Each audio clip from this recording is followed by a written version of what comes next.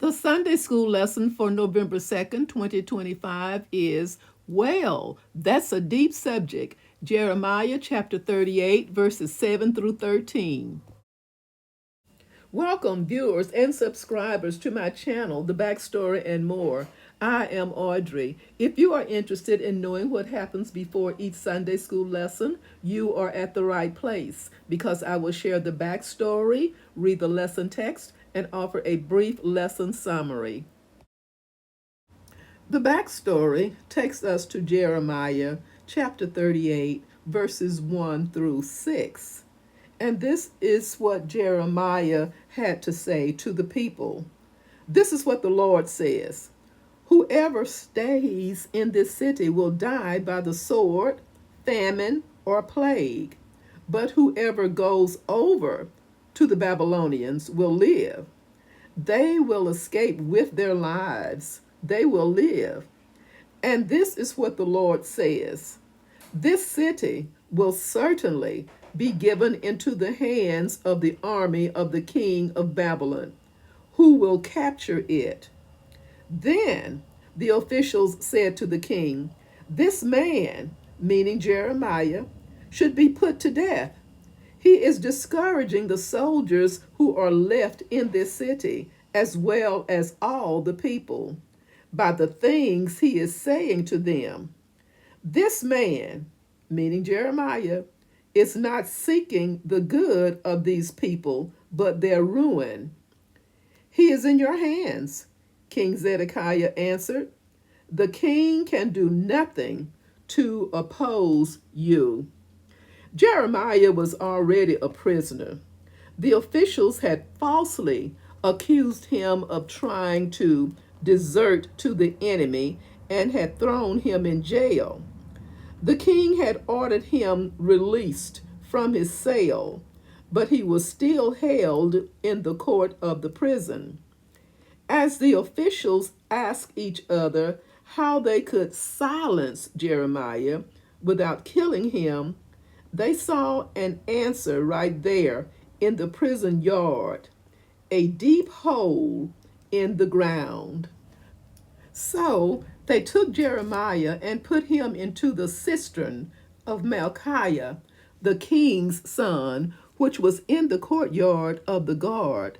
They lowered Jeremiah by ropes into the cistern.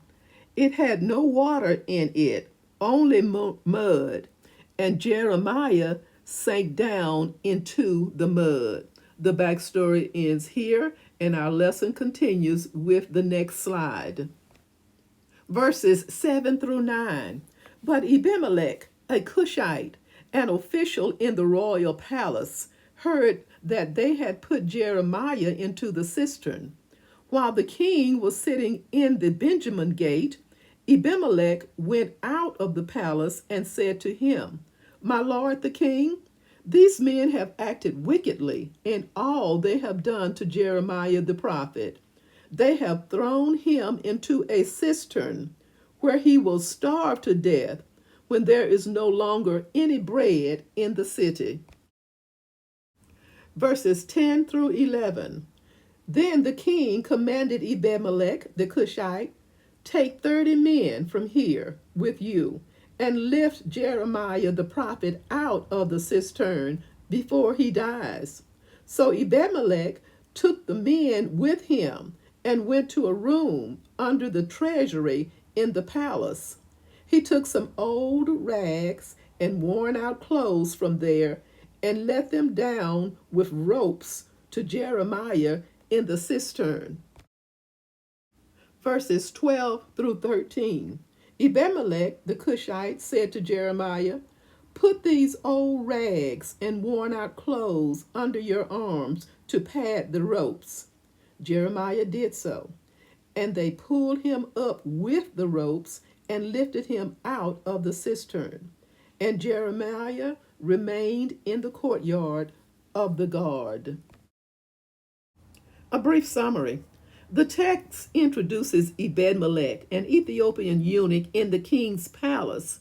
This detail is significant as it highlights his status as both a foreigner and a court official emphasizing the unexpected nature of God's chosen deliverer.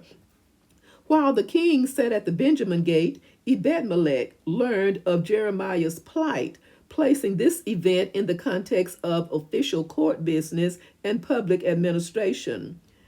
Ebed-melech demonstrated exceptional bravery by leaving the palace to speak directly to the king. His courageous act challenged the decisions of powerful officials who had persuaded the king to imprison Jeremiah, making his intervention all the more remarkable. Ebed-melech presented three pivotal arguments to the king. He revealed the immorality of the officials' actions, underscored the life-threatening situation that Jeremiah faced, and stressed the urgency of the matter by highlighting the imminent danger of death by starvation. His reference to the lack of bread in the city serves as a stark reminder of the dire conditions during the siege. King Zedekiah embodied both urgency and compassion when he commanded Ebed-melech to gather 30 men to rescue Jeremiah from the depths of the cistern. This choice emphasizes the significance of the mission and the strength required to confront any potential resistance from those who had imprisoned Jeremiah. It is a powerful reminder that God can work through established authority to fulfill his divine purpose even in life's most challenging and dire moments.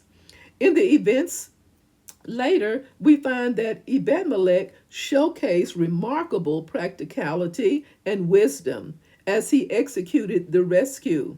His decision to access the palace wardrobe beneath the treasury demonstrated his resourcefulness and genuine concern for Jeremiah's well being. By gathering old rags and worn out clothing, Ebed-melech exemplifies that genuine compassion is expressed through thoughtful, deliberate action.